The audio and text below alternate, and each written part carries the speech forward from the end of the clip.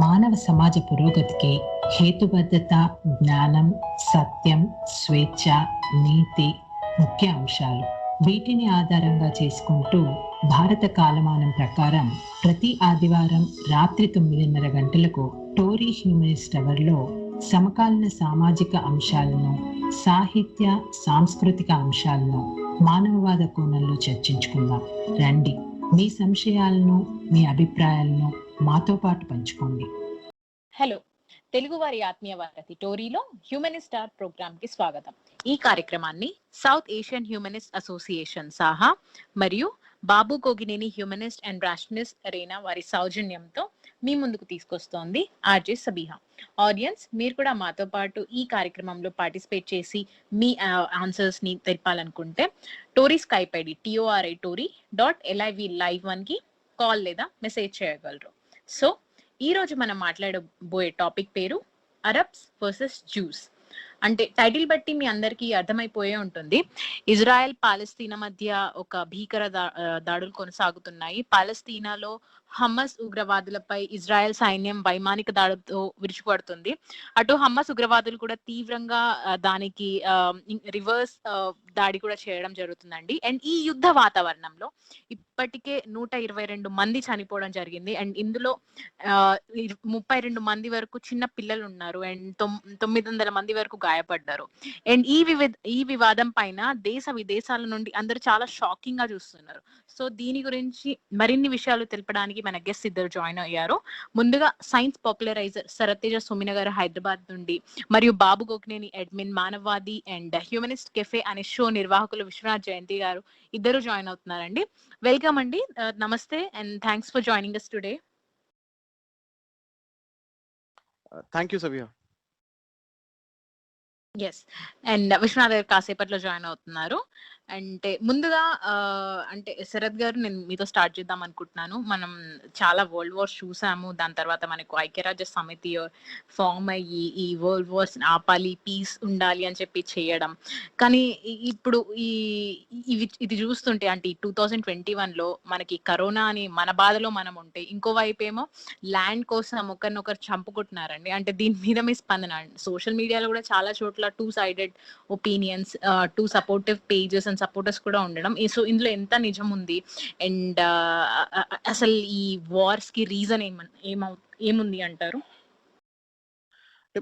ముందుగా అండి, ఇప్పుడు జరుగుతున్న స్కిర్మిషెస్, ఇప్పుడు జరుగుతున్న క్రైసిస్ ఏదైతే నడుస్తుందో ఇజ్రాయెల్ కి పాలెస్టైన్ కి మధ్యన, సో ఇది దాదాపు ఇది మనకి ఒక 10 రోజులు బట్టి నడుస్తుంది, రఫ్లీ స్పీకింగ్.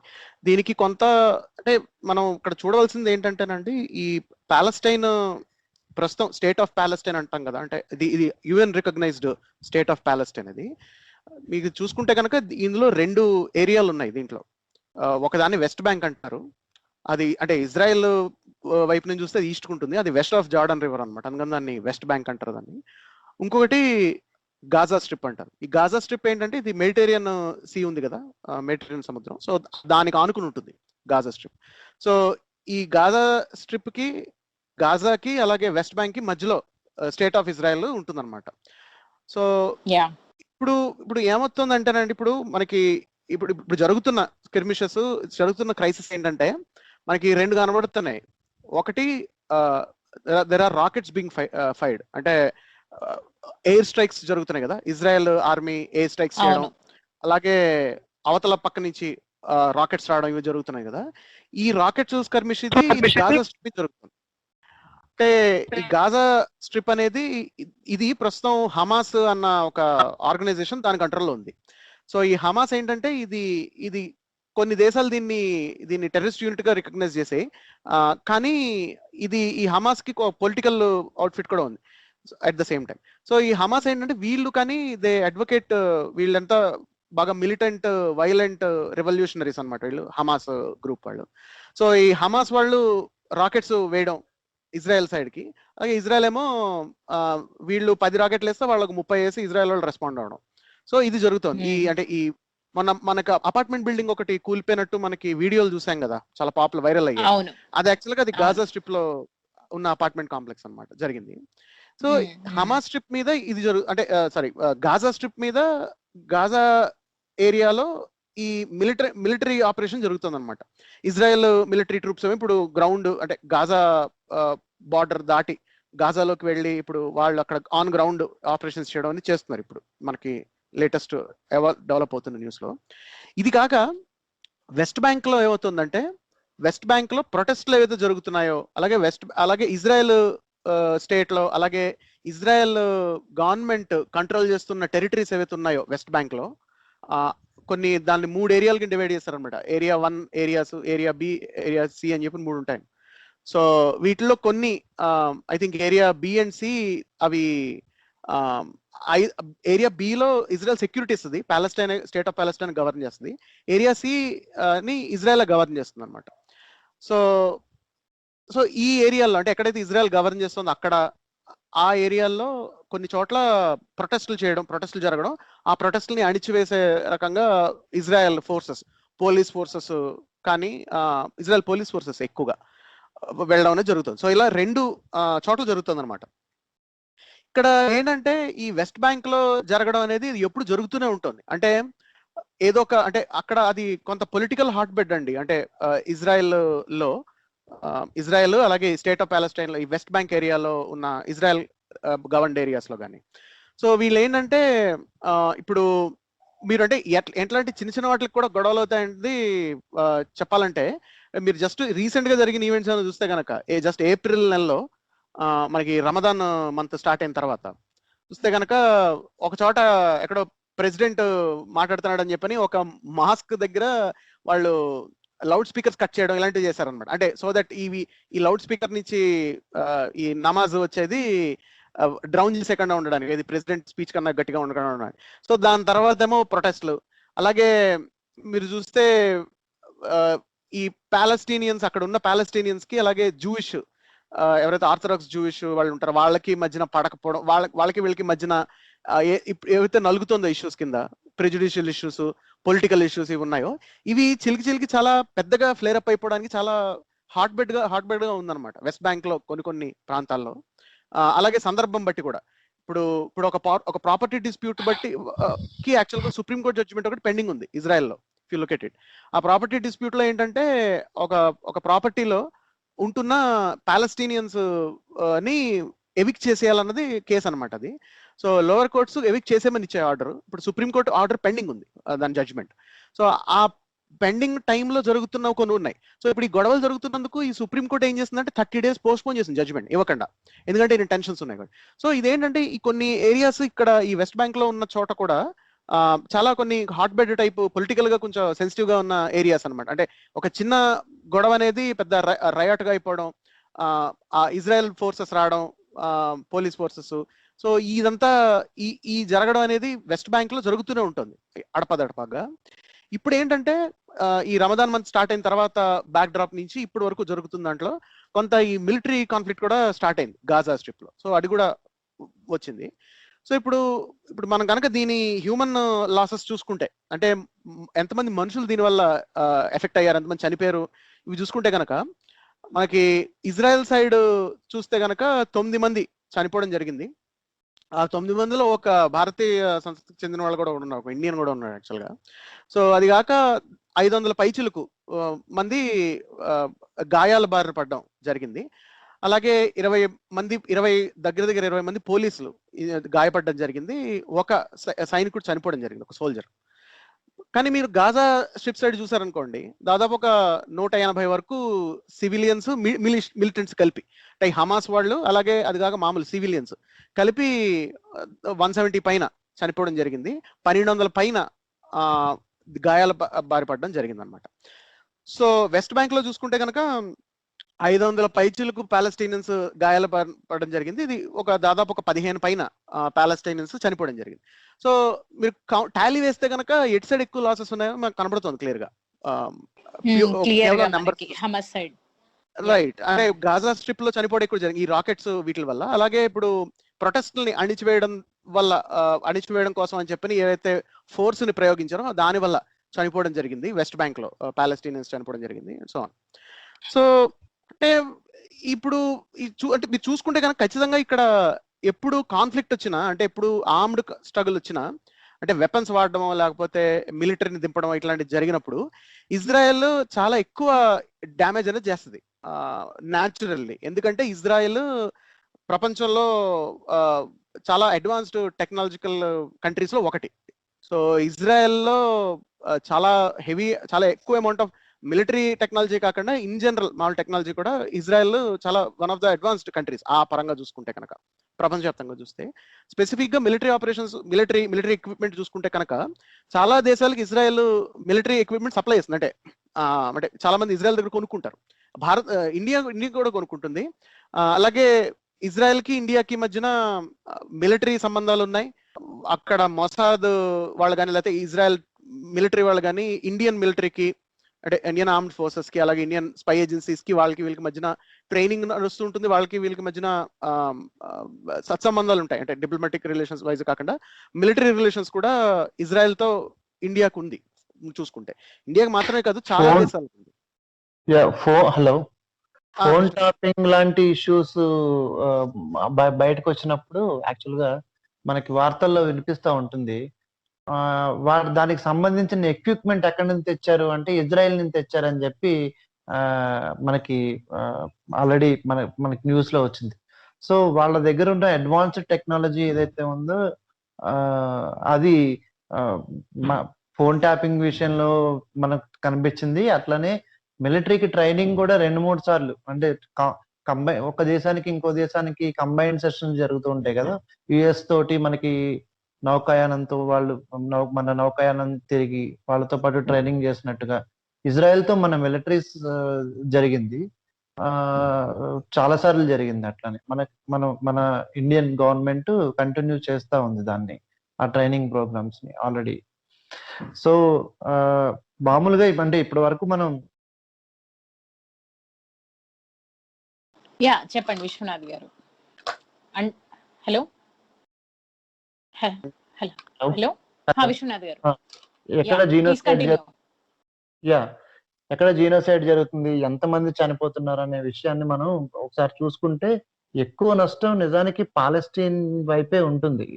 పాలెస్టీన్ అంటే ఇప్పుడు ఒక 165 ఐలాండ్స్ అంటే గాజా స్ట్రిప్ ఒకటి 165 ఐలాండ్స్ గా ఉన్నటువంటి వెస్ట్ బ్యాంక్ ఏరియాలో ఉన్నటువంటి దాన్ని మనం యుఎన్ ప్రకారం పాలెస్టీన్ అనుకుంటే, సో దాంట్లో ఉన్న వాళ్ళే మనకి హ్యూమన్ రైట్స్ వైలేషన్ అనేది జరుగుతూ ఉందని చెప్పి మనకి అర్థమవుతుంది. నెమ్మదిగా పాలెస్టీన్ ఆక్యుపైడ్ ఏరియా ఏదైతే ఉందో అంటే ఎలకేట్ చేసిన ఏరియా ఏదైతే ఉందో ఆ ఏరియా మనకి ఇయర్స్ చూసుకుంటా ఉంటే ఇయర్ బై ఇయర్ తగ్గిపోతా ఉందని మనం నిజంగా చూస్తే మనకి అర్థమవుతుంది. ఎందుకంటే ఇది సోషల్ మీడియాలో కూడా బాగా ప్రచురించిన ఇమేజ్ ఉందండి. 1940s నుండి ఇప్పుడు 2004-14 వరకు చూసుకుంటే ఆల్మోస్ట్ ఎలా ఇజ్రాయెల్ హ్యాస్ ఆక్యుపైడ్ అని చెప్పేసి ఒక ఇమేజ్, కంపారిటివ్ ఇమేజ్ కూడా చాలా పాపులర్, వైరల్ అయింది. అవును, అంటే ఇప్పుడు అంటే ఈ పాలస్తీన్ ఉన్న ప్లేస్ మనం చూసుకుంటే ఎట్లయితే ఏసిరియన్స్ ఫస్ట్ దాన్ని ఆక్యుపై చేశారు.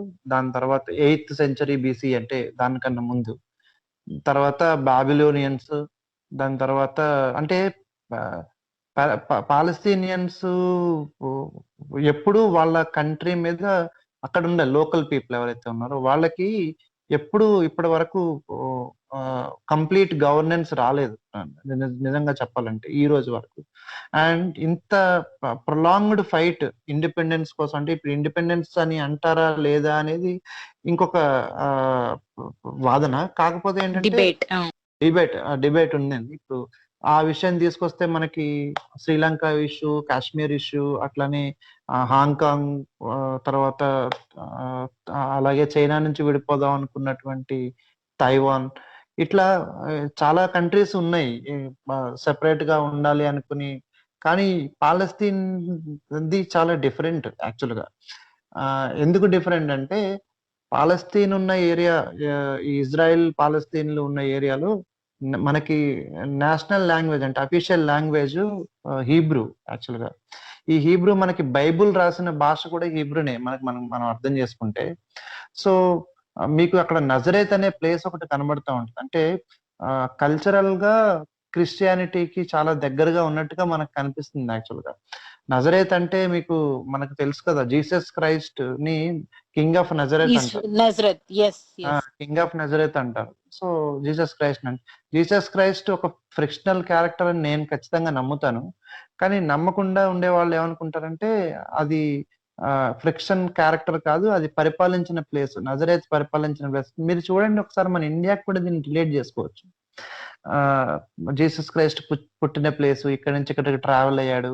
ఈ ట్రావెల్ అయిన ప్లేస్‌లో ఆహ్, హ్మ్. ఈ సంఘటనలు జరిగాయి. చాలా మందికి దాన్నేమంటారంటే వాళ్ళకి స్వస్థత స్వస్థత ఏదో అంటారు గదా! వాళ్ళు అది చేశాడు. సో, ఇవన్నీ తర్వాత చివరికి సిలువ వేయబడ్డాడు. 3 రోజుల తర్వాత లేవబడ్డాడు. ఇవన్నీ ఉంటాయి మనకి. ఆ హిస్టరీ లాగా మనకి కనిపిస్తా ఉంటది. బట్ అది మనకి ఇండియాతో పోల్చుకుంటే గనుక మన అయోధ్య ఇన్సిడెంట్ కూడా మనం చూసుకోవచ్చు దాంట్లో. ఆహ్, ఒక ఈ అబ్రహామిక్ రిలీజియన్స్ అన్నిట్లికి కూడా ఒక అబ్రహామిక్ రిలీజియన్స్ అంటే ఈ జూస్ గాని లేదంటే ఆహ్, ఆహ్, మన మ మహమ్మదీయులు గాని, తర్వాత మరి ఇస్లాం వాళ్ళు గాని, లేదు అంటే ఇట్లా ఈ ఈ ఈ రిలీజియన్స్ ఏవైతే ఉన్నాయో అరబ్స్ గాని వీళ్ళందరికీ కూడా ఒకే టైప్ ఆఫ్ హోలీ ల్యాండ్‌గా మనం ఇజ్రాయెల్‌లో ఉన్న ఒక ప్రాంతాన్ని మనం చూసుకోవచ్చు. జెరూసలేం. జెరూసలేంని వాళ్ళకి హోలీ ల్యాండ్‌గా ఉంటుంది. అట్లనే మనకి చరిత్రలో చూసుకుంటే అక్కడ బుద్ధిజంకి సంబంధించినటువంటి ఆహ్, మనకి కొన్ని ఆహ్, ఆహ్, శిథిలాలు కూడా దొరికినట్టుగా మనకి ఆహ్, చరిత్రలో కనబడతా ఉంది. సో, ఇది అంత సింపుల్‌గా మనం అర్థం చేసుకోవడానికి లేదు. హీబ్రూ ఇప్పటి వరకు అఫీషియల్ లాంగ్వేజ్‌గా ఉంది. More than 50% of the population speaking Hebrew యాక్చువల్‌గా. ఎక్కడ మొత్తం కంట్రీలో.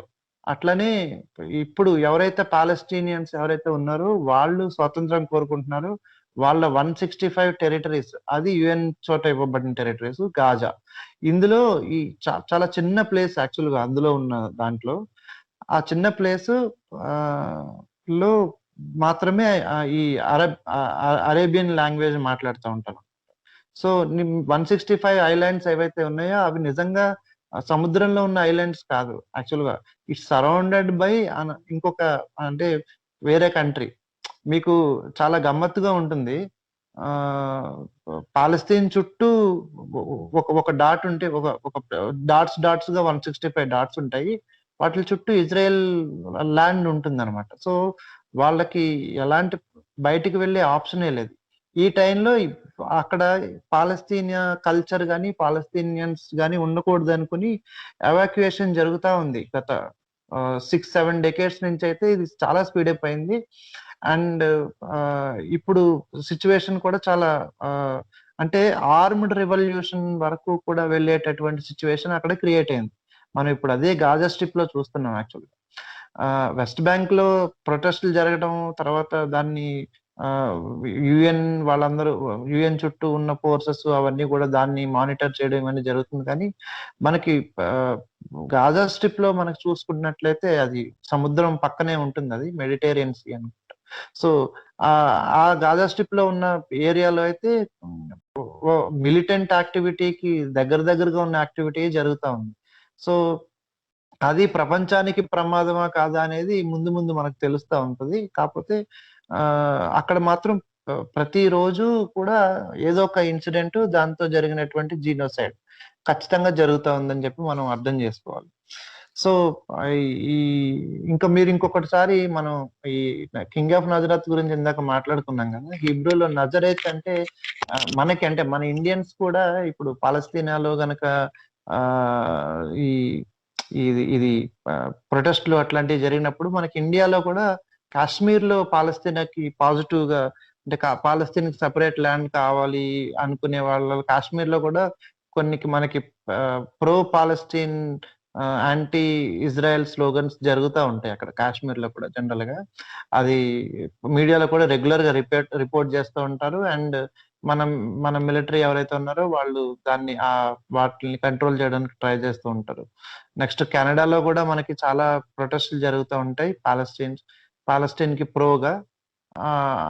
అట్లనే వేరే వేరే లెబనాన్ లో, ఫ్రాన్స్ లో, రకరకాల వేరే వేరే కంట్రీస్ లో, యునైటెడ్ స్టేట్స్ లో, అన్ని కంట్రీస్ లోనూ మనకి పాలస్టీన్ లిబరేషన్ అనేటటువంటి వర్డ్ తోటి మనకి ప్రొటెస్టులు కనిపిస్తూ ఉంటాయి యాక్చువల్ గా. దీన్ని నేను స్పెసిఫిక్ గా మన కాశ్మీర్ అనే విషయం ఎందుకు చెప్తున్నానంటే, జనరల్ గా ఈ ఇష్యూని మనం దగ్గరగా కాశ్మీర్ ఇష్యూగా మనం ఆ కూడా మనం పోల్చుకోవచ్చు. అంటే పూర్తిగా ఒకే రకంగా ఉండకపోయినా సరే కాశ్మీర్ ఇష్యూగా పోల్చుకోవచ్చు. సో దీనికి కాశ్మీర్ కూడా ఈ ఇజ్రాయెల్ లాంటి సొల్యూషన్ చేద్దామని చెప్పి అంటే యునైటెడ్ నేషన్స్ ఏదైతే ఇచ్చిన సొల్యూషన్ చేద్దామని చెప్పి అట్లాంటి సొల్యూషన్ కావాలని ఆ అనుకుంటారు. అండ్ ఇంకొక విషయం దీంట్లో చెప్పాలనుకున్నది ఏంటంటే, హీబ్రూ లాంగ్వేజ్ గురించి మాట్లాడుతున్నాం కదా. దాంట్లో నజరేతు అంటే టు వాచ్ అని, అంటే everyone must watch the place అని నజరేత్, నజర్, నజర్ అని. యా, మన నజర్ ఇస్ హిందీలో కూడా వర్డ్ ఇన్ మన హిందీలో హిందీలో కూడా ఉంటుంది, ఉర్దూలో వర్డ్. యా, మన హిందీలోను ఉర్దూలో కూడా నజర్ అంటే కూడా వాచ్, అదే చూసే ఏరియా అని చెప్పి. సో అంటే కంటికి చూపుకు సంబంధించిన మనం దాని గురించి అని చెప్పి మనం అర్థం చేసుకోవాలి. సో అందుకని కొంత కల్చరల్ గా మనం పోల్చుకోవడానికి అవకాశం కూడా ఉంటుంది. ఇంకొక విషయం మనం మాట్లాడుకోవాలి దీనికన్నా, అదే ఈ నజర్ అనే పదాన్ని గురించి మనం డిస్కస్ చేసుకున్నాం కదా. సో మన దగ్గర కూడా ఒక ఒక రకమైనటువంటి ఇన్సిడెంట్స్, ఈ టైప్ ఆఫ్ ఇన్సిడెంట్స్ జరుగుతూ ఉన్నాయి. ఎట్లా అంటే ఏదైతే ఇజ్రాయెల్ పాలస్టీన్ ని ఉన్నటువంటి ఐలాండ్స్ ని నెమ్మదిగా ఆక్యుపై చేస్తుందో, అట్లాంటి ఆక్యుపై అంటే నిజంగా చెప్పాలంటే ఇలాంటి సిచ్యువేషన్ కనుక ఇండియా బోర్డర్ కంట్రీలో కనుక ఉంటే అది ఈ పాటికి ఎప్పుడో దాన్ని ఇండియా ఆక్యుపై చేసుకునేది. ఇజ్రాయెల్ ఆ విషయంలో ఇజ్రాయెల్ ఇంకా ఆక్యుపై చేసుకోకుండా ఉన్నటువంటి ప్లేసెస్ గా ఉన్నదంటే మనం కొంత ఇంటర్నేషనల్ గా ఉన్న ప్రెజరే అని చెప్పి మనం అర్థం చేసుకోవాల్సిన అవసరం ఉంటుంది. ఎందుకంటే యుఎన్ఓ అనేది చాలా క్లోజ్ గా వాచ్ చేస్తూ ఉంది. దో యుఎస్ సపోర్ట్ ఉన్న దానికి, ఇజ్రాయెల్ కంట్రీకి, లేదంటే యూకే ఇట్లాంటి కంట్రీస్, పెద్ద కంట్రీస్ సపోర్ట్ ఉన్నా సరే ప్రపంచవ్యాప్తంగా వేరే దేశాల నుంచి చాలా పెద్ద ప్రెషర్ ఏదైతే ఉందో దానికి ఉందని చెప్పి మనం అర్థం చేసుకోవాలి. అందుకని ఇప్పటి వరకు కూడా చిన్న ప్రాంతాలను కూడా వాళ్ళు ఆక్యుపై చేసుకునేంత ధైర్యం చేయలేదు. అండ్ అణిచివేత చాలా స్లో డౌన్ గా చేయాలని వాళ్ళు అనుకుంటున్నారు. స్లో ప్రాసెస్ లో చేయాలి. ఈ మొత్తం సాఫ్ట్వేర్ లో కల్చరల్ గా ఎగ్జాంపుల్ చెప్పాలంటే మెల్లిగా కల్చరల్ గా డిస్ట్రాయ్ చేస్తే వాళ్ళని చాప కింద నీరులాగా అని చెప్పేసి మనం అర్థం చేసుకోవాల్సిన అవసరం ఉంటుంది. సో ఇది యాక్చువల్ గా ఇజ్రాయెల్లో ఉన్నటువంటి కరెంట్ సిచ్యువేషన్. హిస్టారికల్ గా చూసినా సరే మనకి ఇందాక నేను చెప్పినట్టుగా ఎప్పుడూ కూడా మన పాలస్తీనియన్స్ వాళ్ళ సొంత గవర్నెన్స్ లో ఎప్పుడు లేరు. వాళ్ళ సొంత గవర్నెన్స్ కోసం కావాలి అని పోరాడేదాన్ని లిబరేషన్ అని మనం అనుకుంటే, నిజంగా లిబరేషన్ కోసం వాళ్ళు పోరాడుతున్నారని చెప్పి మనం అర్థం చేసుకోవచ్చు. జనరల్ గా ఇట్లాంటి వన్ సైడెడ్ ఆర్గ్యుమెంట్స్ నిజంగా కరెక్ట్ కాదు. ఎందుకంటే మనం ఒకసారి గాజా స్ట్రిప్ లో జరుగుతున్నటువంటి హింసాత్మక సంఘటనలు దృష్టిలో పెట్టుకుంటే మనం ఖచ్చితంగా ఇట్లాంటి వాటిని సపోర్ట్ చేయకూడదు. యాక్చువల్ గా ఆర్మ్డ్ లిబరేషన్ అనేది మనం నిజంగా హ్యూమనిజం గురించి మాట్లాడే వాళ్ళగా ఒక పీస్ఫుల్ సొల్యూషన్ వైపు ప్రపంచవ్యాప్తంగా ఉన్నటువంటి సంస్థలు కానీ మిగతా ప్రపంచం కానీ కలగజేసుకుని పీస్ఫుల్ సొల్యూషన్ వైపుకు పోవాలి. లాంగ్ టర్మ్ పీస్ఫుల్ సొల్యూషన్ వైపు పోవాలి. ఆ ప్రయత్నాలు నిరంతరం జరుగుతూ ఉన్నా సరే, అంటే ఈ లాస్ట్ 20 సంవత్సరాలుగా ప్రపంచవ్యాప్తంగా వచ్చినటువంటి ఒక ఐడియాలజికల్ షిఫ్ట్ ఏదైతే ఉందో, రైట్ వింగ్ ఐడియాలజికల్ షిఫ్ట్ ఏదైతే ఉందో ఆ వైపు ఆలోచించడం, ఒక నేషనలిజం లాంటి దాన్ని చేయటం, మైనారిటీల పట్ల ఉండేటటువంటి అంటే వాళ్ళ వాయిస్ కి ఉండేటటువంటి దృక్పథం నెమ్మదిగా మారటం, నేషన్ ఫస్ట్ అని, లేదంటే నా లాంగ్వేజ్ ఫస్ట్ అని అనుకునేటటువంటి వాళ్ళు, లేదంటే నా కలరు, నా క్రీడ్ ఏదైతే వాళ్ళది గొప్పది అనుకుంటున్నారో అదంతా కావాలి అదంతా ఉండాలనుకుని ఈ గత 20 సంవత్సరాలుగా వచ్చినటువంటి ఈ షిఫ్ట్ అంటారు, బిలీఫ్ షిఫ్ట్. ఇది మారింది. కాబట్టి దీన్ని అవకాశంగా చేసుకుని ఇజ్రాయెల్ నుంచి దాడులు ఎక్కువగా పెరిగాయి. దానికి ప్రతిఘటనగా ఇప్పుడు మనకి ఈ గాజా స్ట్రిప్ లో జరుగుతున్న హింసాకాండగా మనం చెప్పుకోవచ్చు. అవును విశ్వనాథ్ గారు, మేబీ ఇది ఒక డివియేషన్ అయ్యి ఉండొచ్చు, కానీ మీరు ఇప్పుడు ఒక స్టేట్మెంట్ చెప్పారు ఏంటంటే ఒక 20-25 years గా నాట్ వరల్డ్ మొత్తం ఒక రైట్ వింగ్ అంటే రైట్ వింగ్ టు మూవ్ అవ్వడం అండ్ షిఫ్ట్ అయింది. ఐడియాలజికల్ గా షిఫ్ట్ అవుతుంది and it is becoming more conservative అని చెప్తున్నారు. అంటే అది ఎందుకు జరిగిందంటే అంతకు ముందు లేదంటారా? అంటే అంతకు ముందు ఉన్నది కూడా ఒక kind of because of the introduction of technology అదొక వాయిస్ ని సమకూర్చుకొని ఇప్పుడే ఎక్స్టెండ్ అయిందంటారా? లేదు, ఈ కన్జర్వేటివ్ రైట్ వింగ్ ఐడియాలజీ అనేది ఇప్పుడే కాదు, ఎప్పటి నుంచో ఉంది. మనకి హిట్లర్ మనకు ఒక ఎగ్జాంపుల్ గా మనం మాట్లాడుకోవచ్చు ఈ విషయంలో. 1940s లో. అవును. సో ఇట్లాగా చాలా ఎప్పటికప్పుడు అవకాశం వచ్చినప్పుడల్లా ఇవి జరుగుతూనే ఉంటాయి ఇట్లాంటివి. సో అంటే ఈ ఐడియాలజీ ఏదైతే ఉందో రైట్ వింగ్ ఐడియాలజీ, అది దానికి ఈక్వల్ గానే ఉంటుంది. ఎప్పుడైతే ప్రపంచవ్యాప్తంగా కమ్యూనిజం అనేటటువంటి కాన్సెప్ట్ కొంత దాన్ని ఏమంటారు, కొంత ఫెయిల్ అవ్వటం, లేదంటే బ్యాక్ స్టెప్ తీసుకోవటం, ఆ టైప్ ఆఫ్ ఐడియాలజీలో పెద్ద ప్రోగ్రెషన్ లేదు అనుకోవటం అయిందో, సైమల్టేనియస్ గా ఈ మన పెట్టుబడిదారీ విధానంలో ఉన్నటువంటి సక్సెస్, ఎక్కువ మంది సక్సెస్ అవ్వటం, ఎక్కువ మందికి ఉపాధి దొరకటం, ఇట్లాంటివి జరగటం. అంటే మనకి సక్సెస్ మోడల్ ఫెయిల్ మోడల్ అని అనుకుంటామని చూపిస్తాం కదా. వరల్డ్ వైడ్ గా చూస్తే మనకి పైకి కనిపించేది, అంటే ఇంటర్నల్ గా ఏం జరుగుతుంది అనేది జనరల్ గా మనకు తెలియదు. సో మనకి కమ్యూనిజం కంట్రీల్లో సిచ్యువేషన్స్ కన్నా, హ్యూమన్ రైట్స్ కన్నా నాన్ కమ్యూనిస్ట్ కంట్రీస్ లో హ్యూమన్ రైట్స్, అక్కడ ఉన్న సిచ్యువేషన్స్ బాగుంటాయి యాక్చువల్ గా. సో మీకు ఇప్పుడు ఇజ్రాయెల్ విషయం తీసుకున్నా సరే, మీకు హ్యూమన్ డెవలప్మెంట్ ఇండెక్స్ అని చెప్పి ఒకటి ఉంటుంది. అది 2016 లో తీసుకుంటే ఉంటే, ఇజ్రాయెల్ 2016 డేటా ప్రకారం 19th పొజిషన్ లో ఉంది వరల్డ్ లో. అంటే మనకు దగ్గర తెలిసిన కంట్రీస్ అంటే 160 దాకా ఉన్నాయి. 160 కంట్రీస్ లో 19వ ప్లేస్ లో ఉంది. ఇంత హింస మధ్య, ఇంత డైలీ ఉండే ప్రెజర్స్ మధ్య చూసుకుంటే, రిసోర్సెస్ ఇవంతా పక్కన పెట్టండి, ఎడారి దేశం, కొంచెం దగ్గర సో ఇలాంటి సిచ్యువేషన్ లో కూడా వాళ్ళు హ్యూమన్ డెవలప్మెంట్ ఇండెక్స్ లో 19th ప్లేస్ లో ఉన్నారు. 160 కంట్రీస్ ఉన్నాయని మనం అనుకుంటే కనుక, అంటే అఫీషియల్ గా United Nations organisation. So and high income కంట్రీగా కూడా ఉంది మనకి చూస్తే. సో ఈ ఇందాక మనం అనుకున్నట్టు, ఎప్పుడైతే ఈ కమ్యూనిజం ఫెయిల్ అయింది అని, ఫెయిల్డ్ మోడల్ అని చెప్పి అందరికి భావన వచ్చిందో, అట్లానే సక్సెస్ఫుల్ మోడల్ గా ఏదైతే కనిపించిందో, ఇవన్నీ కొంత పెట్టుబడిదారి విధానం వల్ల ఉండడం జరిగిందో, జనరల్ గా ఇవన్నీ కూడా ఈ రైట్ వింగ్ ఐడియాలజీకి క్లోజ్ గా ఉంటాయి. సో దాని నేపథ్యంలో అవి పెరగడం జరిగింది, అది గ్రాడ్యువల్. వరల్డ్ ఒక షిఫ్ట్ అవ్వడం జరిగింది. లాస్ట్ 20 years లో జరిగిన షిఫ్ట్ అయితే మీకు ఇప్పుడు యుఎస్ లో కానీ, లేదంటే ఫ్రాన్స్ లో కానీ, లేదంటే మనకి బ్రిటన్ లో కానీ, ఇండియా అనేది యాక్చువల్ గా ఫస్ట్ చెప్పుకోవాలి. ఎందుకంటే యూనిట్ల కన్నా ముందు షిఫ్ట్ జరిగింది ఇక్కడే అని చెప్పి నేను బలంగా సో ఇండియాలో కానీ జరిగింది. ఒకే ఒక దేశంలో దీనికి ఆపోజిట్ గా జరిగింది. మాకు ఈ డెమోక్రటిక్ మోడల్ మాకు వద్దు, మాకు కమ్యూనిస్ట్ మోడల్ కావాలి అని చెప్పి వెనక్కి వెళ్ళింది మన నేపాల్ దేశం ఆ మధ్యకాలంలో. సో ఈ ఒకే ఒక దేశంలో అట్లా జరిగిందని మనం అనుకోవాలి. ఓకే, థ్యాంక్ యూ అండి. శరత్ గారు, ఇప్పుడు మీరు హిస్టరీ గురించి విశ్వనాథ్ గారు చెప్పడం జరిగింది. ఇప్పుడు ఈ సిచ్యువేషన్ ఇలా ఎన్ని డేస్ ఉంటుందండి? అంటే దీన్ని కర్టైల్ చేయగలుగుతారా?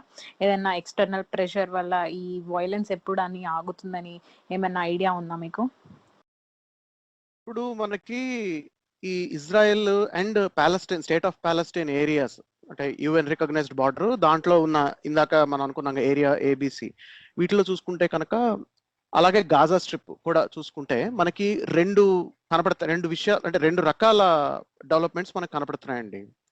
ఒకటి ఏంటంటే ఇప్పుడు ఇప్పుడు ఏదైతే చూస్తున్నాం అంటే ఈ చాలా పాలిటిక్స్ చాలా అన్స్టేబుల్ గా ఉండడం, అలాగే ప్యాలెస్టైన్స్ కి అంటే ప్యాలెస్టైన్ స్టేట్ ఆఫ్ ప్యాలెస్టైన్ లో ఉంటున్న వాళ్ళకి ఇజ్రాయెల్ రూల్ చేస్తున్న ఆ అడ్మినిస్ట్రేషన్, ఇజ్రాయెల్ టెరిటరీ కింద ఉన్న అడ్మినిస్ట్రేషన్ లో ఉన్న ఓటు హక్కులు లేకపోవడం, అంటే వాళ్ళకి ఓట్ చేసే ఓటింగ్ రైట్స్ లేకపోవడం, అలాగే ప్రాపర్టీ రైట్స్ లో కొంత తేడాలు ఉండడం, ఇజ్రాయలీ వాళ్ళని ఎట్లా ట్రీట్ చేస్తారు, ఎలా ఉంటారు, అలాగే ప్యాలెస్టీనియన్స్ ఎలా చేస్తారు అన్న దాని మీద డిఫరెన్స్ ఉండడం, ప్రాపర్టీ లాలో చూసుకోవడం. అంటే ఎందుకంటే అది క్రూషియల్ అవుతుంది. ఇప్పుడు ఏమవుతుందంటే 1967 కన్నా ముందు యాక్చువల్గా దీని కొంత హిస్టారికల్ ప్రెసిడెన్స్ కూడా ఉందండి. అంటే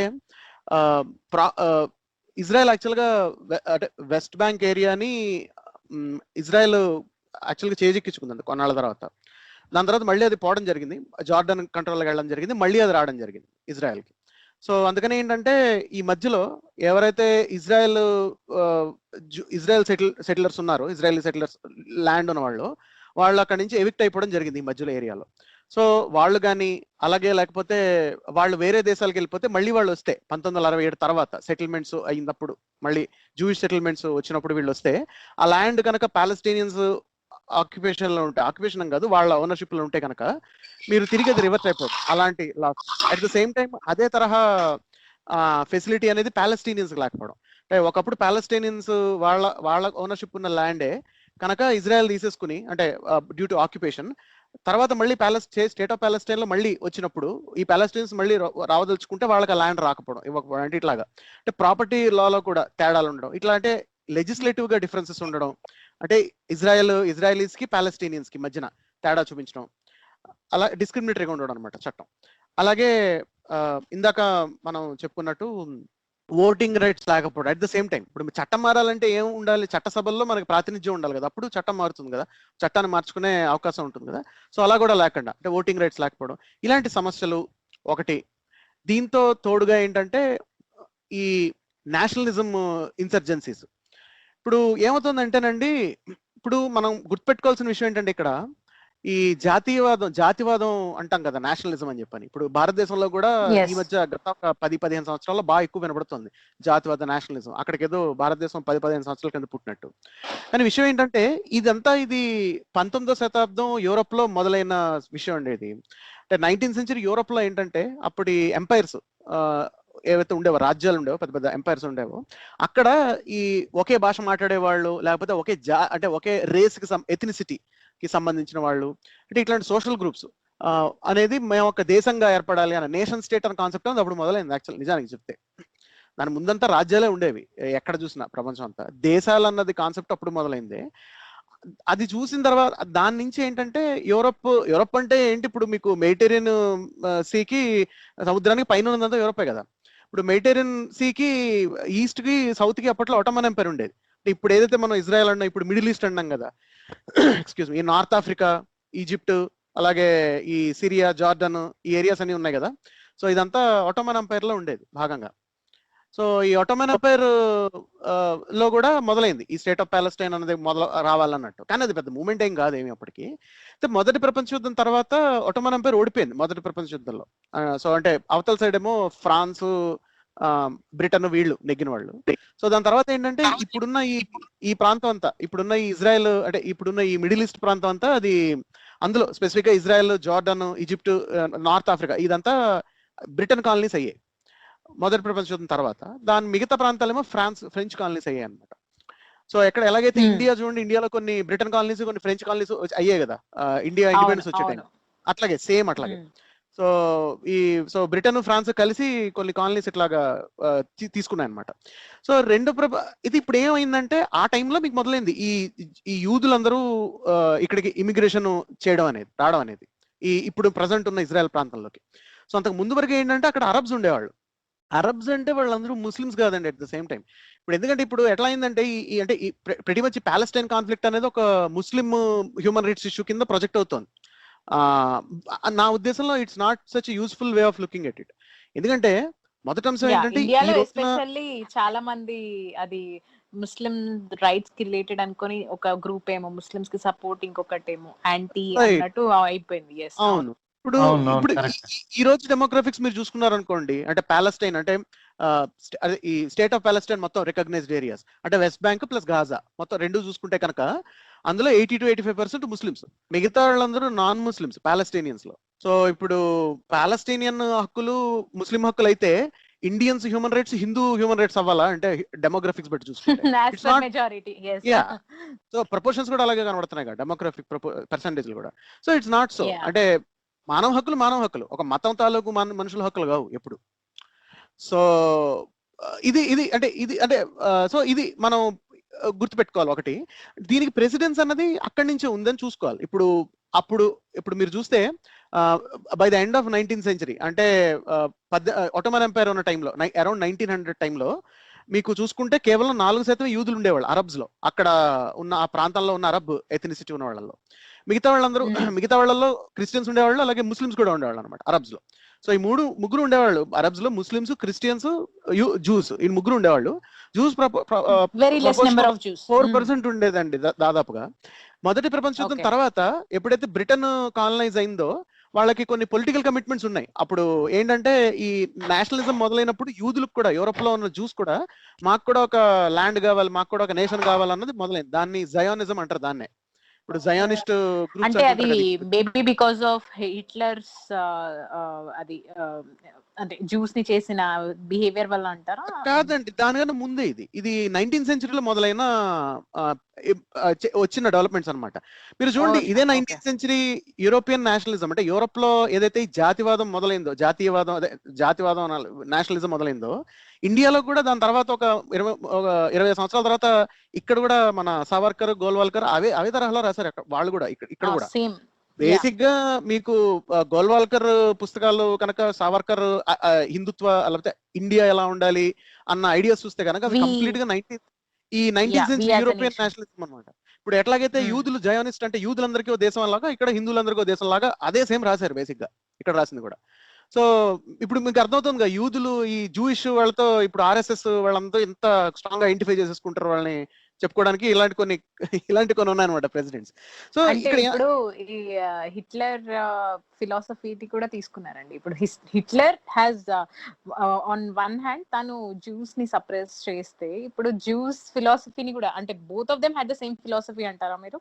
ఆల్మోస్ట్ స్ట్రేంజ్ థింగ్ అంటే కామనాలిటీస్ ఉన్నాయి. అంటే ఎట్లా అంటే ఇప్పుడు అంటే జయానిజం కి నాజిజం అంటే చూసుకుంటే మీరు అంటే ఇవి రెండు నేషనలిజం కైండ్ ఆఫ్ అంటే, కానీ జయానిజం అనేది అంత ఈ యూదుల జాతివాదం అనేది అంత పెద్ద it did not take off any time. So German nationalism అనేది చాలా పొలిటికల్ గా చాలా స్ట్రాంగ్ అయింది. అంటే హిట్లర్ రావడం దానికన్నా ముందు కూడా అయితే ఈ జర్మన్ నేషనలిజం మొదలైందో, దాని తర్వాత వచ్చిన పరిణామాలు, మొదటి ప్రపంచ యుద్ధం తర్వాత మెయిన్లీ హిట్లర్ రైజ్ అవ్వడం జరిగింది. మనకి ఆ పాలిటిక్స్ అంతా మనకు కొంత చూస్తే మనకు అర్థమవుతుంది. కానీ యూదులు చూసుకుంటే కనుక ఈ జయానిజం వల్ల ఏంటంటే బ్రిటన్ కి కొన్ని ప్రామిసెస్ ఉన్నాయి. ఇట్లా ఏంటంటే యూదులకి వాళ్ళకి వాళ్ళ దేశం అనేది సెటిల్మెంట్ చేయాలి అని చెప్పని.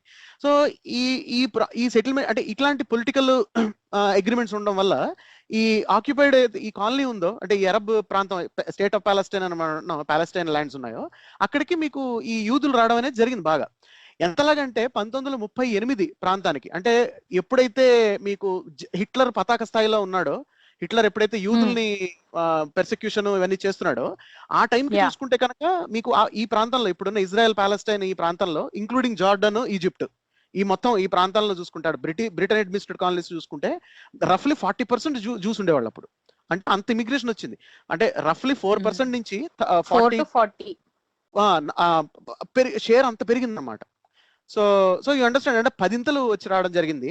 అండ్ ఆబ్వియస్ గా మీకు ఏమవుతుందంటేనండి, ఇప్పుడు ఇంతమంది అంటే over a period of time రావడం అనేది వల్ల మీకు లోకల్ గా గొడవలు జరగడం ఇలాంటివి జరుగుతాయి గ్రూప్స్ మధ్యన. ఎందుకంటే కల్చరల్ గా కొంచెం డిఫరెంట్ గా ఉంటారు, లైక్ ఎథనిక్ గ్రూప్స్ కింద ఉంది కాబట్టి. సో అరబ్స్ కి జూస్ కి మధ్యన గొడవలు అయ్యాయి బాగా.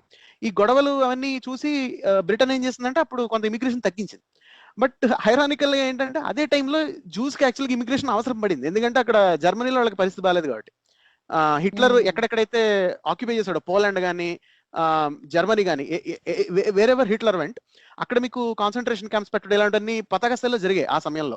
వరల్డ్ వార్ II పీక్ లో ఉన్న టైం కదా 1938, 1940 అంటే.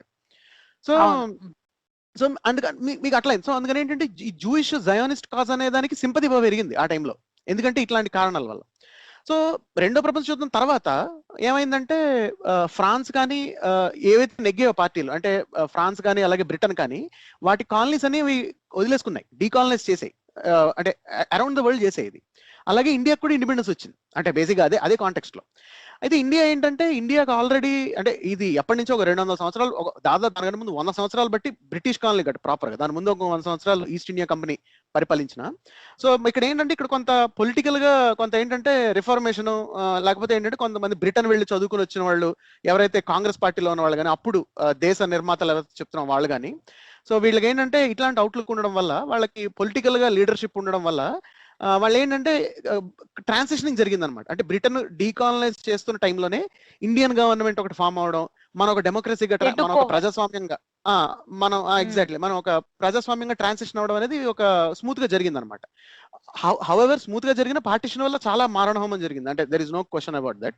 బట్ అదే ఇప్పుడు అంటే ఒక ఏంటంటే ఏ కాలనీ బట్టి, అంటే బ్రిటిష్ కింద ఉన్న కాలనీస్ లో ఆ కాలనీ యొక్క పరిస్థితులు బట్టి అక్కడ ఉన్న రాజకీయంగా, అంటే అక్కడ ఉన్న రాజకీయ పరిణితో, లేకపోతే అక్కడ ఎవరైతే నేషనలిజం, ఈ జాతీయవాదం ఎత్తుకున్న వాళ్ళు ఉన్నారో వాళ్ళ బట్టి మనకి జరిగింది అనమాట దాని తర్వాత ట్రాన్సిషనింగ్ అనేది. కానీ ఈ ప్రాంతంలో ఎక్కడైతే ఇప్పుడు ఇజ్రాయెల్ ఈ ప్రాంతం ఉందో, ఈ అరబ్ పాలస్టైన్ ప్రాంతంలో ఏం జరిగిందంటే బ్రిటన్ యునైటెడ్ నేషన్స్ కి ఇచ్చేసింది ఈ పని. మీరు చూడండి, ఎందుకంటే ఇక్కడ వైలెన్స్ చాలా ఎక్కువ ఉంది and so on. So Britain వాళ్ళు చేసిన పెంట పనుల్లో ఇవి ఒకటి అనమాట. ఏంటంటే అంటే ఇప్పుడు ఏదైతే ఈ సమస్య చూస్తున్నామో, అంటే ఈ అరబ్ అండ్ జూస్ ఇష్యూ చూస్తున్నామో, దానికి పునాదులు అనేది బ్రిటిష్ వాళ్ళు వేశారు. బ్రిటిష్ రాజ్యం చేసిన పనుల్లో ఇదొకటి. Instead of giving them independence they have left it to UNO. అది రీజన్ అంటారా? అవును, అంటే British they did not want to take responsibility. వాళ్ళు అక్కడ బాధ్యత తీసుకోవడం వాళ్ళకి they did not see any point. ఎందుకంటే వాళ్ళు ఆల్రెడీ వాళ్ళు యుద్ధం వాళ్ళు ఎగ్గినా వాళ్ళు చాలా దరిద్ర పరిస్థితిలో ఉంది లండన్.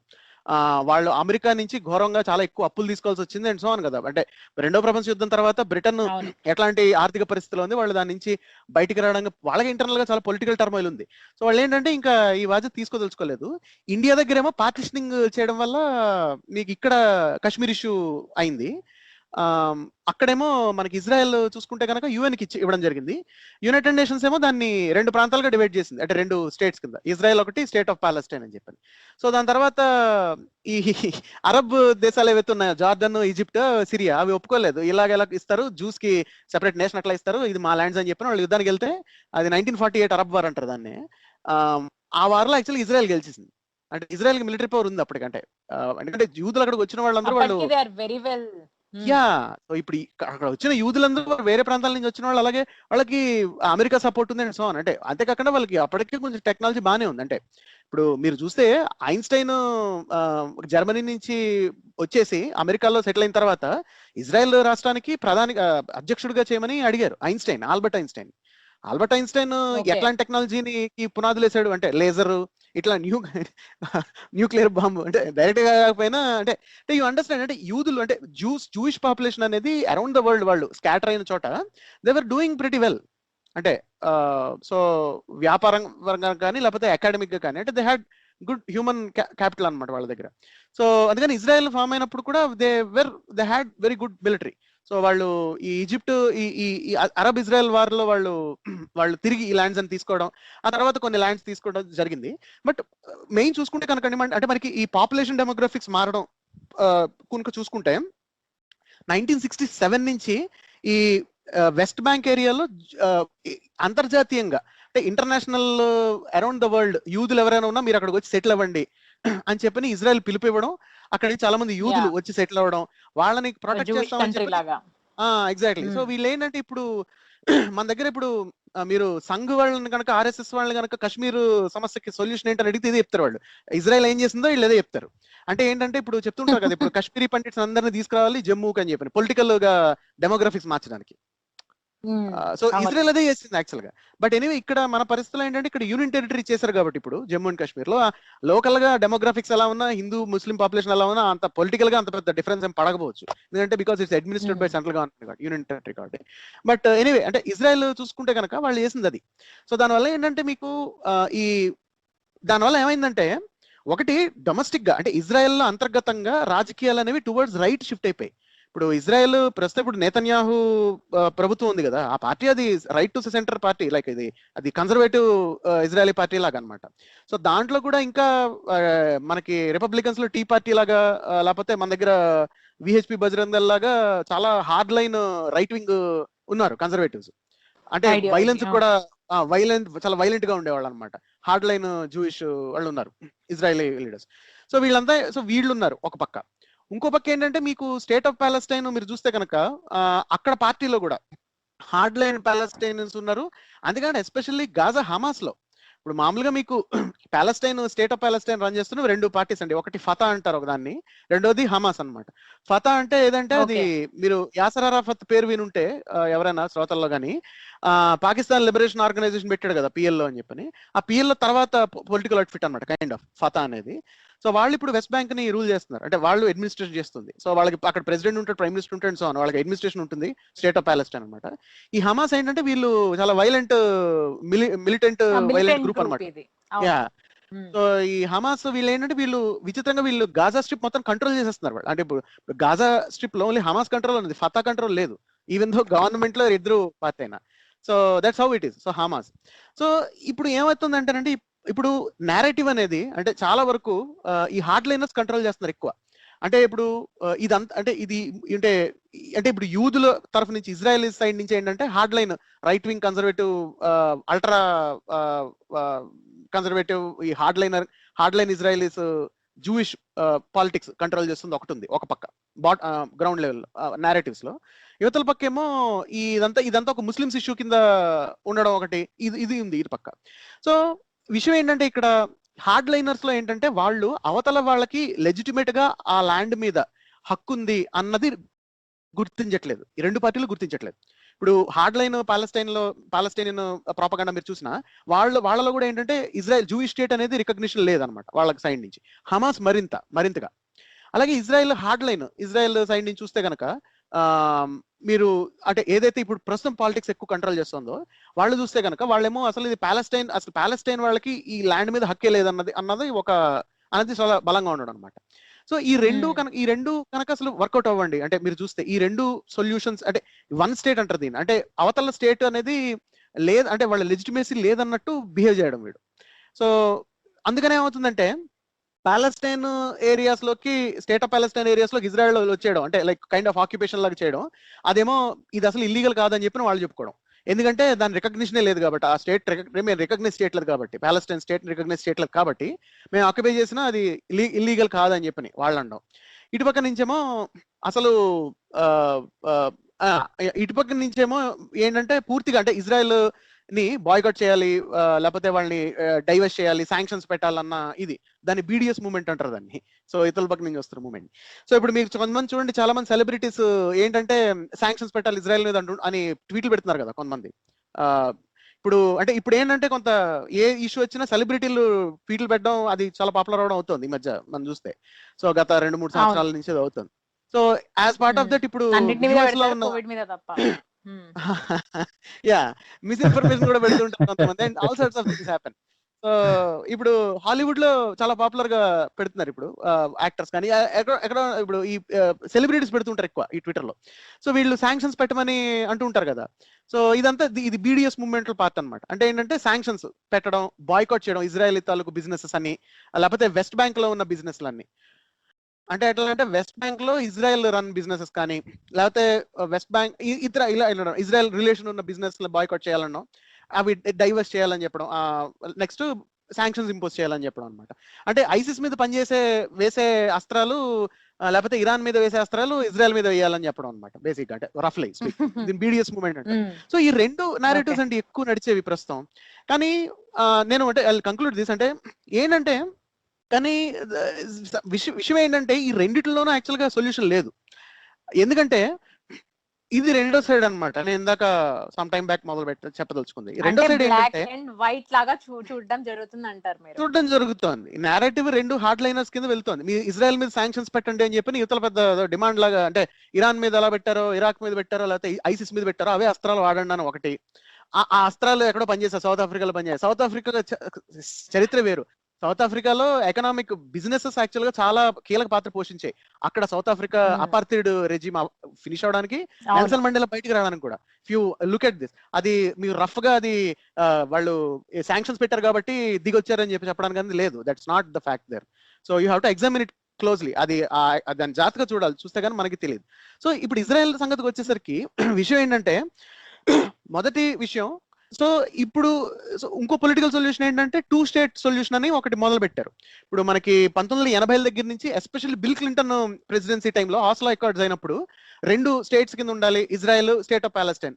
ఇప్పుడు చూస్తున్నాం కదా, ఇప్పుడు రైట్ నో ఇజ్రాయెల్ సెపరేట్ గాను, స్టేట్ ఆఫ్ పాలెస్టైన్ సెపరేట్ గా UN రికగ్నిషన్ ఉంది. ఇది 2 స్టేట్ సొల్యూషన్ అనమాట. కానీ 2 స్టేట్ సొల్యూషన్ కూడా ఇది కూడా వర్క్ అవ్వదండి. ఎందుకంటే ఇది it's not a simple matter of dividing it 2 states. మీరు చూస్తే వెస్ట్ బ్యాంక్ ఎంత ఉంటుందంటే ఏరియా, అది ఇటు నుంచి 15 కిలోమీటర్లు అండి అది ఉండేది వెస్ట్ బ్యాంక్ ఏరియా. మీరు మొత్తం వైశాల్యం చూస్తే కనుక హైదరాబాద్ అంత కూడా ఉండదు. హైదరాబాద్ GHMC ఎంత ఉంటుందో, GHMC దాదాపు 7,000 చిల్లర కిలోమీటర్లు, స్క్వేర్ కిలోమీటర్లు అయితే వెస్ట్ బ్యాంక్ 5,000 చిల్లర square kilometres. So you understand, GHMC అంత కూడా ఉండదు వెస్ట్ బ్యాంక్ అనేది, ఒకటి. 2, గాజా ఎంత ఉంటుంది తెలుసా? గాజా స్ట్రిప్ వైజాగ్ అంత కూడా ఉండదు. చాలా చిన్న ఏరియాలో. సో మీకు అంటే ఇక్కడ ఏంటంటే విషయం, ఇది పెద్ద ఏరియా కాదు కాబట్టి మీరు జాగ్రఫికల్ గా బార్డర్ డివైడ్ చేసిన డిఫాక్టో డివిజన్ అనేది వర్కౌట్ అవ్వదు. అంటే ఉంటుంది. నేను ఒక చిన్న ఎగ్జాంపుల్ ఇస్తాను. గాజా ఏంటంటే, ఇప్పుడు గాజా, వెస్ట్ బ్యాంక్, ఈ రెండింటికి మధ్యన ఎకనామిక్ గా చాలా డిఫరెన్స్ ఉందండి. ఇజ్రాయెల్ అనేది ఎకనామిక్, వినో దాని ఎకనామిక్ ఇండికేటర్స్ ఎలా ఉన్నాయండి. వెస్ట్ బ్యాంక్ కూడా చాలా హ్యాపెనింగ్ ప్లేస్. వెస్ట్ బ్యాంక్ లో ప్రతి ఏడాది దాదాపు 30,000 మంది సాఫ్ట్వేర్ ఇంజనీర్లు యూనివర్సిటీస్ నుంచి గ్రాడ్యుయేట్ అవుతారు. అంటే ఐఎమ్ జస్ట్ టెల్లింగ్ యూ, అంటే వాళ్ళ హ్యూమన్ క్యాపిటల్ ఎలా ఉందని చూసుకోవడానికి. అంతేకాకుండా వెస్ట్ బ్యాంక్ లో చాలా ఫ్యాక్టరీస్ ఉన్నాయి. వాటిల్లో మీకు పాలస్తీనియన్ వర్కర్స్, జూయిష్ అంటే ఇజ్రాయెలీ వర్కర్స్ కలిసి పనిచేస్తుంటారు ఈ కంపెనీల్లో. అలాగే పాలస్తైన్ లో ఏంటంటే మనకి కొన్ని స్పెషల్ ఎకనామిక్ జోన్స్ కింద, అంటే ఈ వెస్ట్ బ్యాంక్ లో స్పెసిఫిక్ గా స్పెషల్ ఎకనామిక్ జోన్స్ కింద పెట్టి అక్కడ ఎకనామిక్ యాక్టివిటీ జరుగుతున్నా కూడా ఉన్నాయి. ఇప్పుడు ఫర్ ఎగ్జాంపుల్ అక్కడ రవాబీ సిటీ అని చెప్పని ఒక ప్లాండ్ సిటీ కూడా కట్టారు వెస్ట్ బ్యాంక్ లో. అది కొంత హ్యాపెనింగ్ సిటీ. ఆ సిటీ పాలస్టైన్ లో కట్టిన ఇజ్రాయెల్ గవర్నమెంట్ నుంచి కూడా దానికి హెల్ప్ ఉంది. అంటే ఏంటి, ఇక్కడ బ్లాక్ అండ్ వైట్ లో లేదు సిచ్యువేషన్, నెంబర్ 1. నెంబర్ 2, గాజా వరకు చూసుకున్నాం అనుకోండి, గాజా ఏంటంటే ఆర్థికంగా చాలా అధ్వాన పరిస్థితిలో ఉంది. ఎంత అధ్వాన పరిస్థితి అంటే, వాళ్ళు మెడిటేరియన్ రీజన్ దగ్గర, మెడిటేరియన్ సీ ఆనుకుని ఉంటారు కదా, వాళ్ళ సూవేజ్ ఏదైతే ఉంటుందో, అంటే వాళ్ళ సూవేజ్, వాళ్ళ ఫ్యాక్టరీ వేస్ట్ ఉంటుందో దాన్ని వాళ్ళు ట్రీట్మెంట్ చేయలేరు అనమాట. సూవేజ్ ట్రీట్మెంట్ చేసుకుని ఎలక్ట్రిసిటీ లేదు వాళ్ళ దగ్గర. లేక వాళ్ళు మెడిటేరియన్ సీలో వదిలేస్తుంటే, మెడిటేరియన్ సీ పక్కకే ఉంటుంది కదా ఇజ్రాయెల్ కూడా. సో ఇజ్రాయెల్ యాక్చువల్ గా రావడం వల్ల అది వాళ్ళకి అక్కడ డీసెలినేషన్ ప్లాంట్స్, అంటే వాళ్ళు నీటిని పరిశుద్ధి చేసుకోలేకపోతున్నారు ఇజ్రాయెల్ వాళ్ళు సరిగా. అంటే ఏంటి, మీరు ఇదొక దేశం అదొక దేశంగా మీరు జాగ్రఫికల్ గా 2 స్టేట్స్ బార్డర్ పెట్టినా ఆ రెండింటికి మధ్యన ఇంటర్ డిపెండెన్సీ ఖచ్చితంగా ఉంది. ఎందుకంటే ఇవి చాలా చిన్న చిన్న ప్రాంతాలు కాబట్టి. ఎగ్జాక్ట్లీ. ఇప్పుడు మీరు వైజాగ్ ని, ఇప్పుడు హైదరాబాద్ ని, వరంగల్ ని 2 పక్కన 2 వేరే వేరే రాష్ట్రాలు అని చెక్ పోస్ట్ పెడితే మధ్యలో, ఇప్పుడు ఆంధ్ర తెలంగాణని చేసినా కూడా దేర్ ఇస్ అ డిపెండెన్సీ ఇంత ఏరియా ఉండి కూడా. అవును, ఎగ్జాక్ట్లీ. ఇప్పుడు చూడండి, ఇప్పుడు లాక్డౌన్ పెట్టిన తర్వాత, అంటే ఇప్పుడు లాక్డౌన్ పెట్టిన తర్వాత ఎంత కష్టంగా ఉంది. అంటే రెండిట్ల మధ్యన యుద్ధాలు ఏం లేవు, కొట్టేసుకోవట్లేదు ఏమి, 2 గవర్నమెంట్స్ చాలా ఫ్రెండ్లీ టర్మ్స్ లో ఉన్నవే, సమస్యలు ఏం లేవు. అయినా సరే మీరు అంటే సమస్యలు అనేవి ఎట్లా వస్తాయండి. సో మీరు ఇప్పుడు యూ ఇమాజిన్, అంటే 2 దేశాల కింద మిమ్మల్ని సెపరేట్ చేస్తున్నాం, మీ గొడవ మీది, మీ గొడవ మీది అని చెప్పినంత మాత్రాన వాళ్ళ మధ్యన రియల్ గా ఉన్న ఇంటర్ డిపెండెన్స్ అనేది పోదు ఎక్కడికి.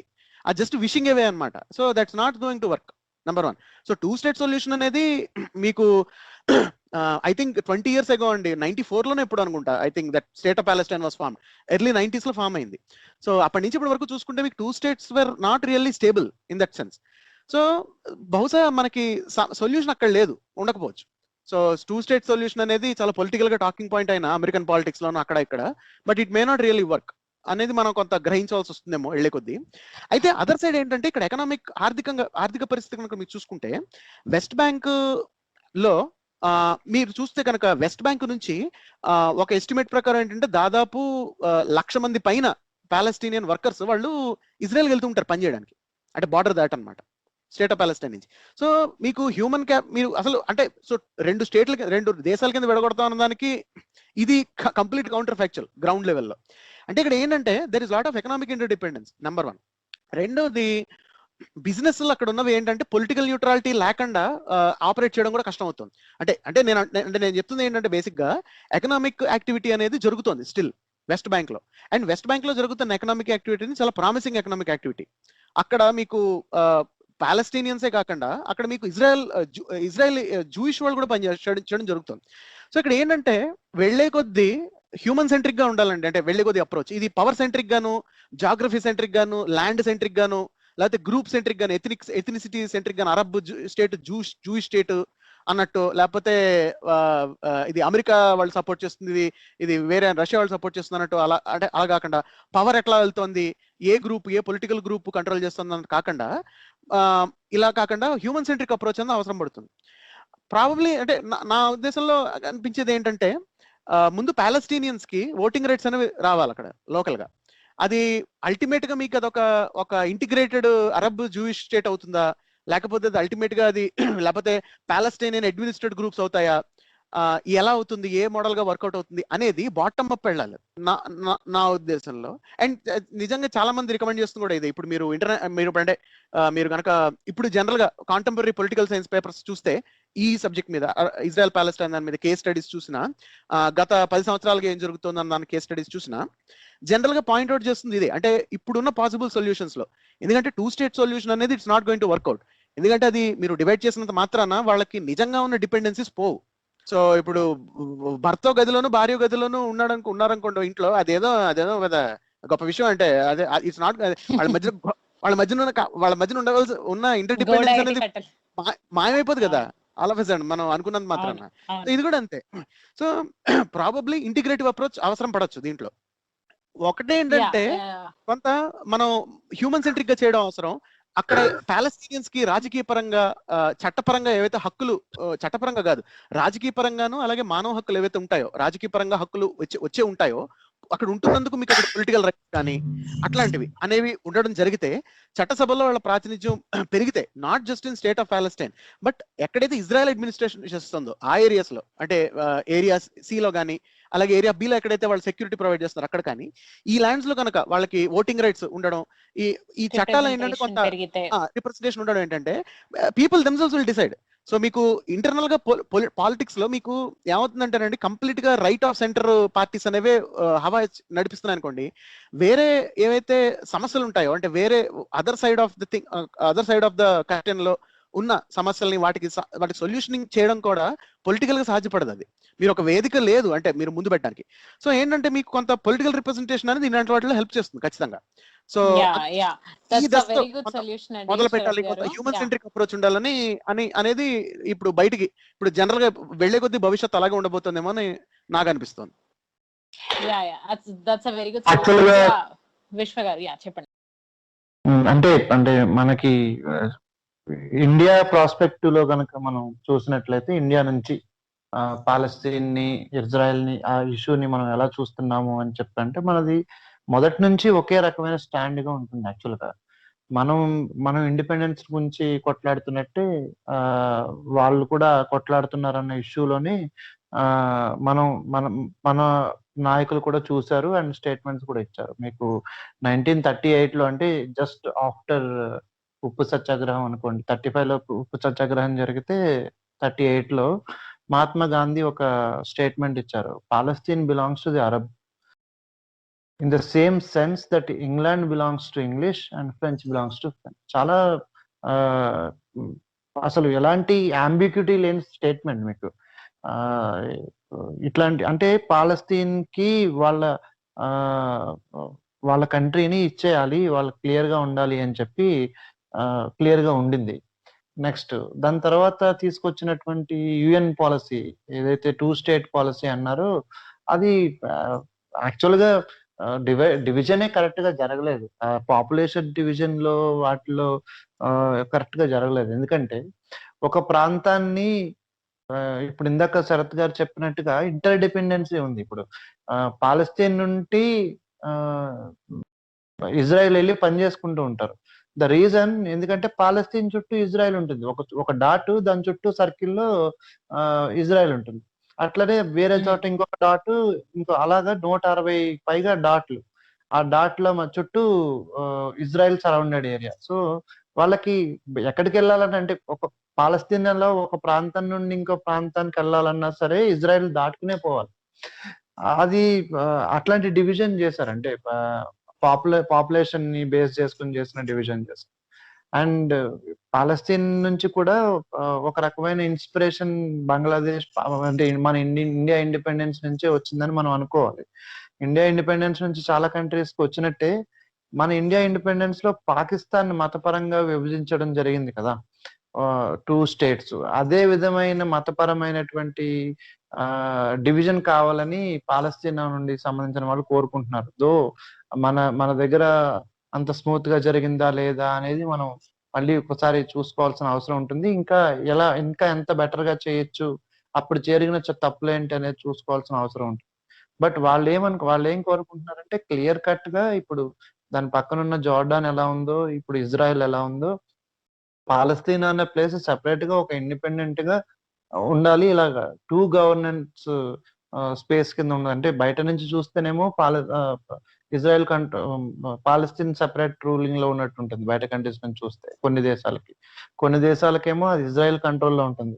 ఇజ్రాయెల్ వాళ్ళకేమో పాలస్తీన్ మా కంట్రోల్లోనే ఉంటుంది అనుకుంటారు. సో ఇట్లా కన్ఫ్యూజన్ లేకుండా ఉండేటటువంటి సిచ్యువేషన్ ఉండాలి.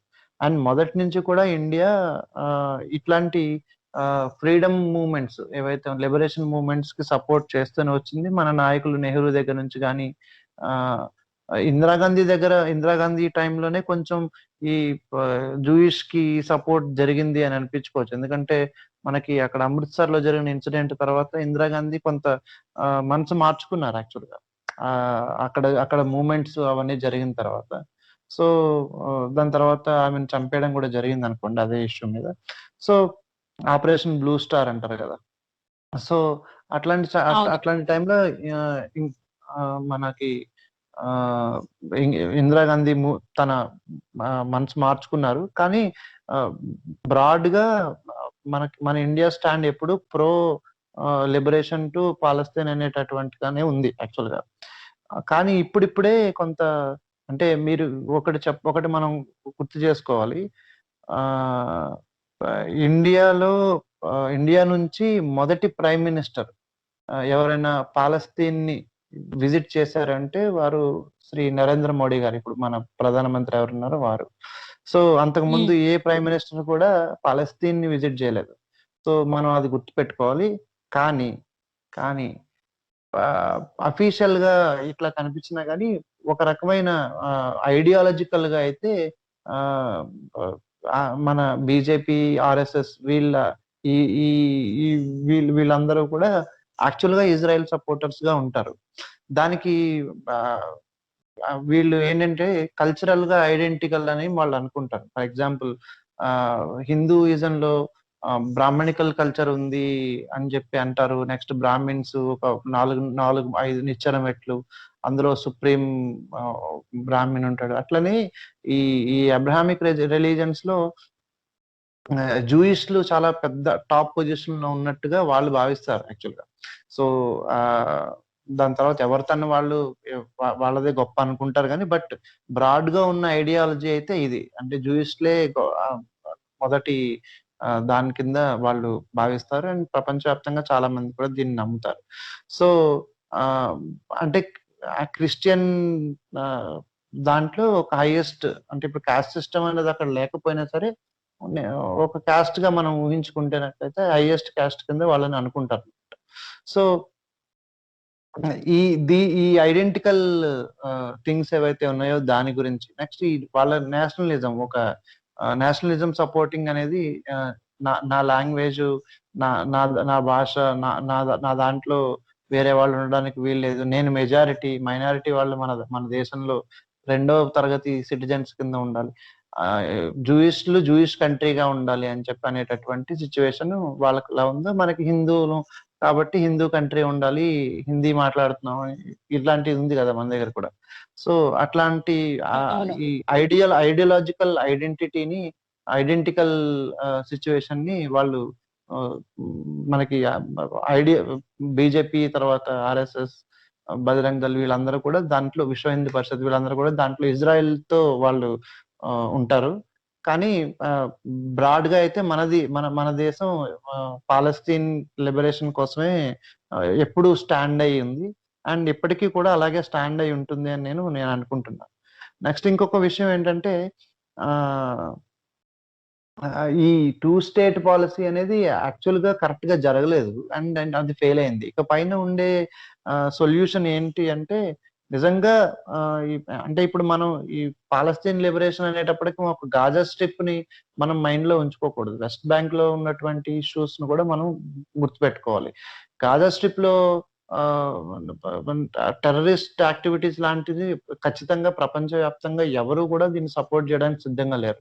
అరేబియన్ కంట్రీస్ వచ్చేటటువంటి ఇన్పుట్స్ తోటి లేదంటే ఏ ఒక మతపరమైనటువంటి మౌఢ్యాన్ని తల మీద పెట్టుకుని దాన్ని బేస్ చేసుకుని ఒక కొత్త ప్లేస్ ని సృష్టించాలి. ఏదైతే ప్రామిస్ ల్యాండ్ మనకి హోలీ ప్లేస్ ఏదైతే ఉందో దాన్ని చేజిక్కించుకోవాలనే ఐడియాలజీ మెంటాలిటీ ఉంటాయో ఆ మెంటాలిటీ ఉన్న వాళ్ళందరూ ఈ గాజా స్ట్రిప్ లోను తర్వాత వేరే అంటే వెస్ట్ బ్యాంక్ లో కూడా ఉన్నప్పటికీ మెజారిటీ ఆఫ్ ద పీపుల్ ఈ గాజా స్ట్రిప్ లో ఉన్నారు. వాళ్ళని మనం నిజంగానే సమర్థించకూడదు. హింసాయుతమైన సంఘటనలతోటి తీసుకున్నట్టు.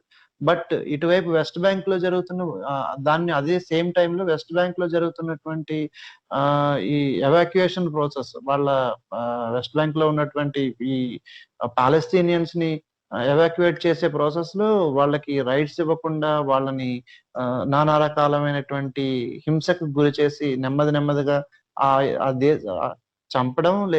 చంపేయడం లేదంటే ఆ ప్రాంతం నుంచి తరిమేయడం. సో ఇదే నెమ్మదిగా ఒక గ్రాడ్యువల్ ప్రాసెస్ గా ఒక 100 సంవత్సరాల ప్రోగ్రామ్ గా పెట్టుకుని చేస్తే ఎలా ఉంటుందో అంత స్లోగాను చేస్తున్నారు. అది జరుగుతా ఉంది. హ్యూమన్ రైట్స్ వైలేషన్ చాలా ఎక్కువగా జరుగుతున్నాయి వెస్ట్ బ్యాంక్ లో అనేసి మనకి అంతర్జాతీయ రిపోర్ట్స్ కూడా ఉన్నాయి. సో రెండిటిని మనం చూసినట్లయితే నిజంగానే పాలస్తీన్ కి స్వాతంత్రం కావాల్సిన అవసరం ఉంటుంది. అలా అని మనం నిజంగా ఎవరైతే ఆ ప్రాంతంలో ఉన్న వాళ్ళు ఏదైతే కోరుకుంటున్నారో వాళ్ళకి ఖచ్చితంగా ఇవ్వాల్సిన అవసరం ఉంటుంది. అలాగే అండ్ సేమ్ టైం మనం టెర్రరిస్ట్ యాక్టివిటీని కూడా సపోర్ట్ చేయకూడదు. అది మాత్రం అది ఇంటర్నేషనల్ గా ఉన్నటువంటి కమ్యూనిటీ అలా చూస్తూ ఊరుకోవడం కాకుండా ఇజ్రాయెల్ మీద కంటిన్యూస్ గా ప్రెజర్ తీసుకురావాలి. అండ్ సొల్యూషన్ వైపుగా జనరల్ గా ఒకే గవర్నెన్స్ కింద ఇద్దరిని కూర్చోబెట్టడం అనేది నాట్ కరెక్ట్. వాళ్ళు నిజంగా అది కోరుకోవట్లేదు. ఎస్ అండి, thank you so much Usha garu. మనం as show from humanist perspective మన సైడ్ నుండి ఒక అమికబుల్ సొల్యూషన్ ఇవ్వగలిగామని నేను అనుకుంటున్నాను. Thank you so much Sharath garu as well as Viswanath garu మీ వాల్యుబుల్ టైం ఇచ్చినందుకు. నెక్స్ట్ వీక్ మళ్ళీ ఇంకొక టాపిక్ తో మళ్ళీ కలుసుకుందామండి. Thank you so much for joining us today. Thank you very much Sahiba. Thank you అండి.